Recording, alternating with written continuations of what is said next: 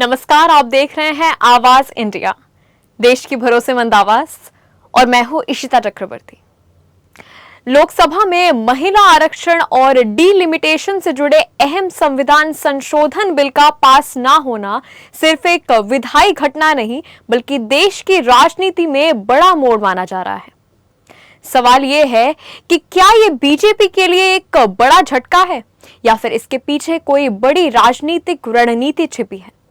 लोकसभा में 131वां संविधान संशोधन विधेयक, जिसे महिला आरक्षण से जोड़कर देखा जा रहा था, बहुमत के बावजूद जरूरी 2/3 आंकड़ा पार नहीं कर सका। 298 वोट पक्ष में और 230 विरोध में, लेकिन बिल गिर गया। इस बिल का सबसे बड़ा विवाद था डीलिमिटेशन की शर्त, यानी महिला आरक्षण लागू होगा लेकिन तब जब जनगणना और परिसीमन की प्रक्रिया पूरी होगी। यही से विपक्ष ने सरकार को घेरना शुरू कर दिया। महिला आरक्षण से जुड़ा संविधान संशोधन बिल पास ना होने पर गृह मंत्री अमित शाह ने कड़ी प्रतिक्रिया देते हुए विपक्षी दलों पर निशाना साधा। उन्होंने सोशल मीडिया साइट एक्स पर पोस्ट करते हुए कहा कि महिलाओं को 33% आरक्षण देने वाले बिल को गिराना निंदनीय है और ये महिलाओं के अधिकारों के खिलाफ है।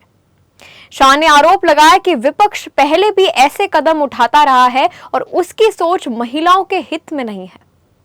उन्होंने चेतावनी दी कि इस फैसले के लिए विपक्ष को हर चुनाव और हर स्तर पर महिलाओं के आक्रोश का सामना करना पड़ेगा। बीजेपी इस मुद्दे को सीधे महिलाओं के सम्मान से जोड़ रही है और इसे चुनावी मुद्दा बनाने की तैयारी में है। इस मुद्दे पर प्रतिक्रिया देते हुए अमरावती की पूर्व सांसद नवनीत राणा भावुक हो गई और उनकी आंखों से आंसू छलक पड़े।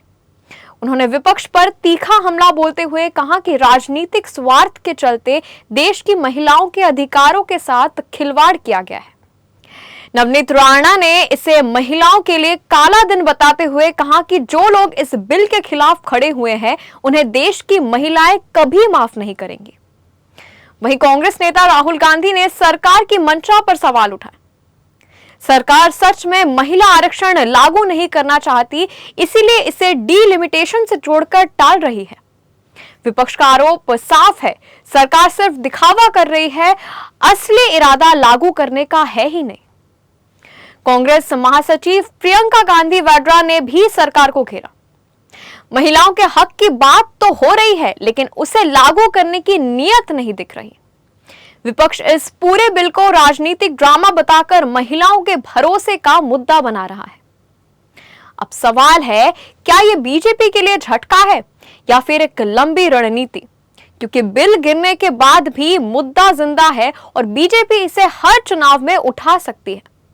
वो पूछ सकती है, हम लाए लेकिन विपक्ष ने रोका। दूसरी तरफ विपक्ष भी तैयार है, वो इसे सरकार की नाकामी और वोट बैंक की राजनीति बता रही है। इस पूरे घटनाक्रम का सबसे बड़ा असर देश की महिलाओं पर पड़ेगा। जो सवाल अब हर घर में है, आरक्षण कब मिलेगा और कौन सच बोल रहा है। महिला आरक्षण का मुद्दा अब सिर्फ संसद का नहीं रहा, ये अब देश की आधी आबादी की उम्मीद और सियासत की सबसे बड़ी लड़ाई बन चुका है।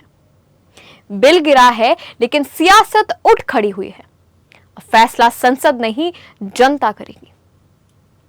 अब तक के लिए बस इतना ही। ब्यूरो रिपोर्ट, आवाज इंडिया।